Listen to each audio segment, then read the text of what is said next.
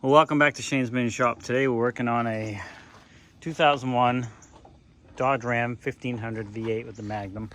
And basically the battery is junk in it, so we're going to go ahead and change it out. I happen to have this one laying around here. It's in good shape. So we're going to go ahead and change this out. We'll just show you how to do it. It's a pretty quick and easy process. First thing you got to do is disconnect your battery bracket, which we already did. I was going to show that, I forgot to, but it is all loosened up.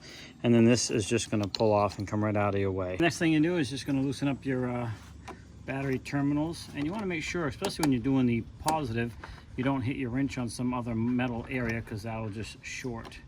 Now I have two different wrenches here because for whatever reason these are two different size. This one's a metric and this is standard, but that's fine. We'll just loosen that up, set that aside, loosen this one up. Now I noticed too on this one that the terminals are towards the back here.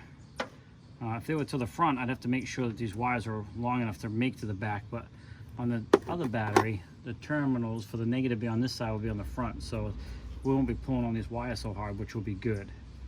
So once you get those loosened up, you should be able to get these off. Just kind of wiggle these off like that, and your battery should come out. Now the battery I'm putting in, I think, is quite a bit bigger battery, because it came out of my diesel.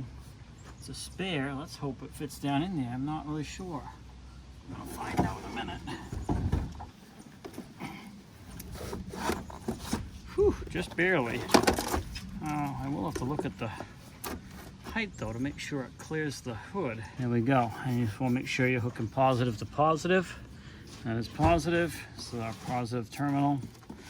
So we'll put this on there. I can see this is not sliding down as far as I would like it. And these are very cheap terminal connectors. They got a hollow center. I'll show you here. I can get it back off. They're not solid. I don't know if you can see that or not.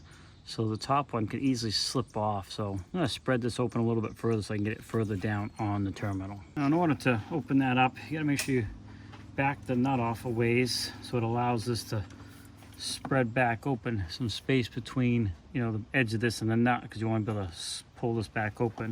And really, like I said, these are really cheap ones, but you just got to get in there and just pry this back open a little ways. There we go. You can see that's pulling over quite a ways. And now we'll do the top.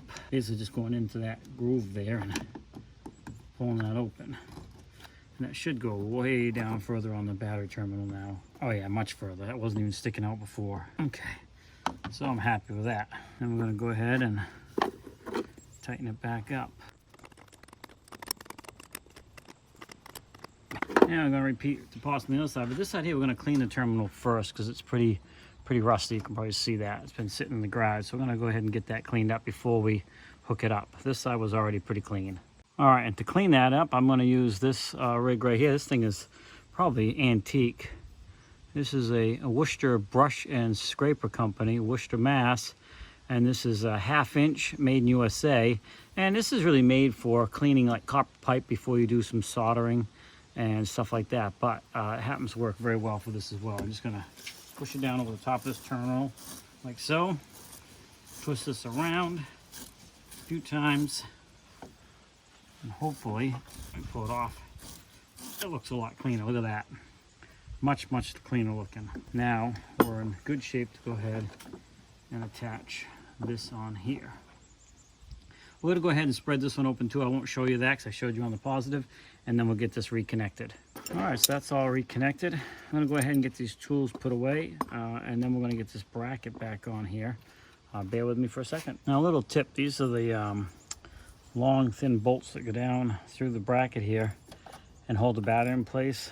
These are notorious for getting really rusty and then breaking off. So what I would recommend is get these cleaned up and put some grease on them before you put them back in. So I wire brushed them all up and got all the rust off them, and then that stuff you see on them now is grease. And I just put a little bit of that on both of them. So when we run it down through and thread it in, it's less likely to rust and seize up in case we have to do this again, which most likely we will if you keep your vehicle for any length of time. A little bit of extra work now will save us a lot of work later on, or a broken part. Oh, and in case you're wondering, these two bolts here happen to be a 8mm And that's probably pretty standard. Those are pretty standard for a lot of vehicles. So if you're looking for the right size, most likely yours is 8mm as well. Can't say the same for battery because it seems like no matter what car you mess with, someone's changed the nut or something on it. So they're all different sizes. You can see we got it all back in there. Now the big test. Will it start? Well, it did not start, and I thought I had a full charge on this thing, but I did only charge it for a few hours this morning. And it's been sitting around for a while, so hopefully it's not another bad battery. But at any rate, this is how you change a battery. I'm going to go ahead and put this on charge to get it up to full capacity, and then we should be good to go. If not, we'll buy a new battery and put it in. But hopefully you found this video helpful. If you have to change the battery in your vehicle, of course, they're in all different locations. This happens to be on a 2001 Dodge Ram 1500.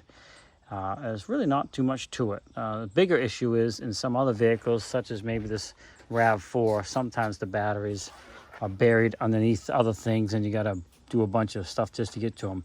This is right here and easy to get to and easy to do. All right, thanks for swinging by Shane's Main Shop. Please like, subscribe, comment, come back often for more videos. Have a great day, and we'll see you next time.